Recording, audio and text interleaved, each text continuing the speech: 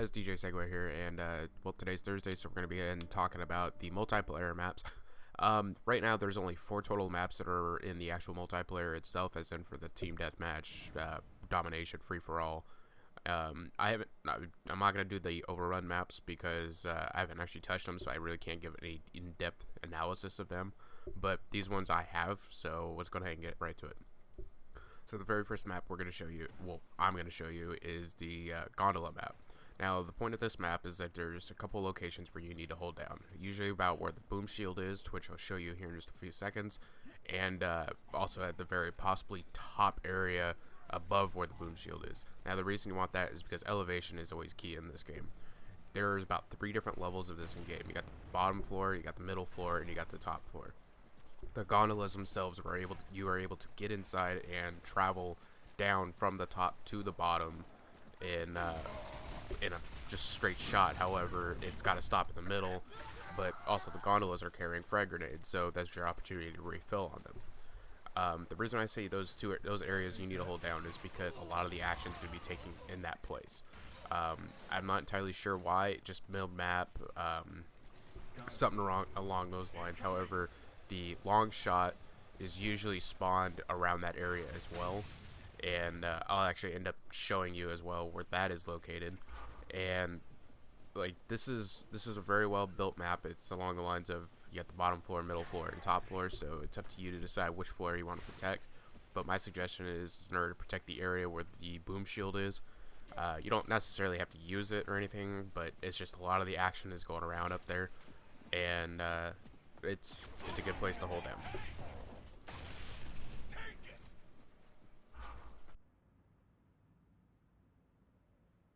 Alright, so the next map I want to show you guys is Street, and Street is actually it's a close quarters map, however with roof to rooftop combat.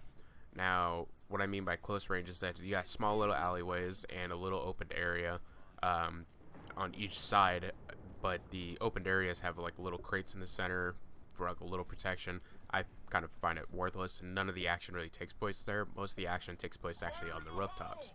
On the rooftops, you'll find a long shot, a torque bow, and the Hammer of Dawn. Now, the Hammer of Dawn is what the thing that makes this map really unique.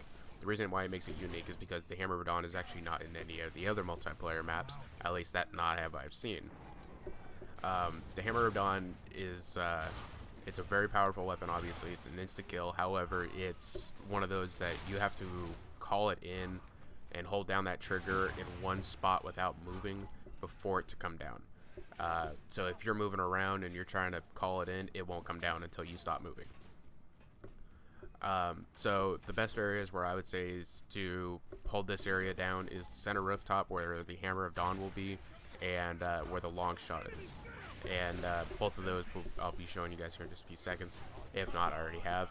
And so those are the 2 locations I would suggest holding the most. The alleyways, they're good to keep an eye on, but you don't really need to stay down there as much, because it's easier to shoot down than it is to shoot up. So that's my personal opinion. It's fully up to you guys, but I do fully agree that the rooftop is the key priority, most likely, for if you're doing a team objective kind of game.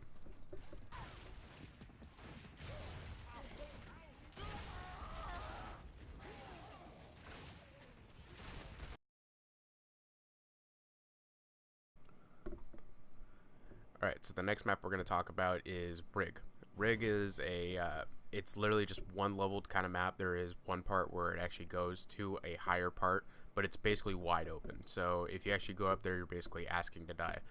What's actually up there is a powerful weapon, and it's the like heavy machine gun. It's like a chain gun, I guess you would say, but it's powerful if you can get to it and you know how to use it. It's very useful. However, I don't see it where it's really all that worth trying to go up there, because you got people that are up there that can easily kill you. However, there is one deal that I definitely have to say. There are helipads. The point of the helipads, there's a helicopter that flies around. However, it stops at each helipad, takes like a small break, and then will take off yet again. But it has a gun that's on it. So if a machine gun, I guess you would say.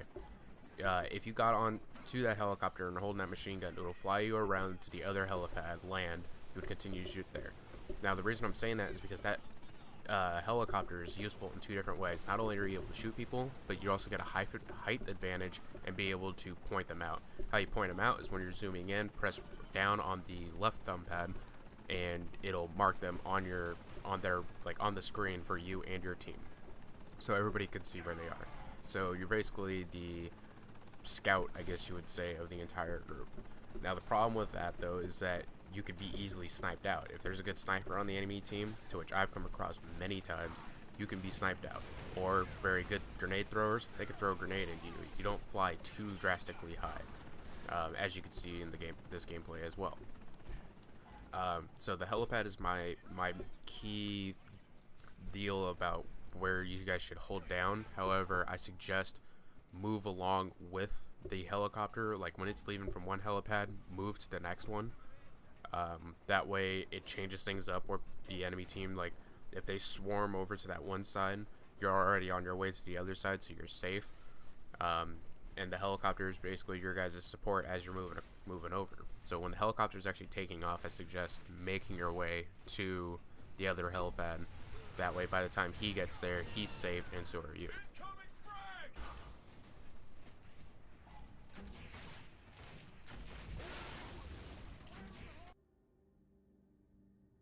For the last map, it is a library.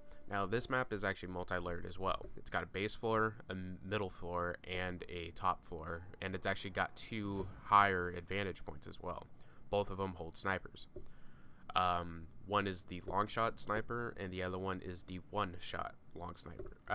Not one shot long, just one shot sniper. Now, in order to get to the long shot sniper, it's actually a little secret passage. However, I'm going to show you guys the most basic shortcut passage, which makes this map very unique. And it's actually there's a little book that sticks out, and it's actually a secret button that opens up a bookshelf, and it takes you into a little hallway that gives you a shortcut to come into a different room. Now, the distance between those areas aren't too big. However, it's very good if you're trying to sneak up on somebody that is holding down that area, because it comes in from their side. So it's actually a very good place to have, let alone there's incendiary grenades in there. The other hidden area is what goes to do the one shot. And actually, I knew about this location before, but I've never figured out where it was until one time I died, and the guy happened to go to the button and showed it to me, basically. And what it is that when you go up there, it'll take you up not a long flight of stairs, but it'll take you up a flight of stairs where there's sharp corners, but it's only one path, and that's the only one entrance. So expect a lot of campers up there with the Nasher shotgun or the sawed-off, or even with the one-shot waiting for you. This is definitely one of those places where I would say I would keep down, because the one-shot is, well, one shot. It'll kill anybody no matter where you shoot them, including even in the toe. So that's one of the locations where I'd say hold down. The other place I would say hold down is possibly, I would mention, is the other shortcut area. The reason that is because that's a secret passage between two areas, and it's a close quarter map. If you have people that are in there, you could probably just be able to sneak up on them. The person that's up there with the long shot, if he says like, hey, there's somebody in that one room where the shortcut comes out and into, you can open that door and just burst right in and get the other people. Where the one shot is, it's got a good vantage point in order to look down and go ahead and see where the other area is. Now, I'm not saying that you can't hold down the middle area, which the middle area is actually on the outside part, and it's a very small section, but it's still a good place to keep an eye on, and it's actually one of the capture points in domination. And so like any area is actually really good to hold down on this map. However, those are the two key ones, because both of them, if you don't have that area, it could possibly bite you in the ass later on. And the long shot's good to have. However, it's not, I would say you're better off going for the one shot rather than the long shot, most likely. But I wouldn't toss out the idea if you're in a full team. I would say like half go one, half go the other, just to be safe. Because if you can hold both, that's great. There is actually a third sniper. However, it's actually below the one shot, which is at the top of the stairs, bottom floor, and it's a good sniper, one headshot and you're gone, but it's nowhere near as good as the other ones, in my opinion. So it shouldn't be that big of a priority, but you should still consider maybe getting it, but you don't have to waste your time. All right, guys. So those are the maps, and personally, my favorite one is the Gondola, but that's up to you guys to fully decide. But if you guys have any other questions, concerns, go ahead and let me know. Please like and subscribe. Hope you enjoyed the video. Thank you.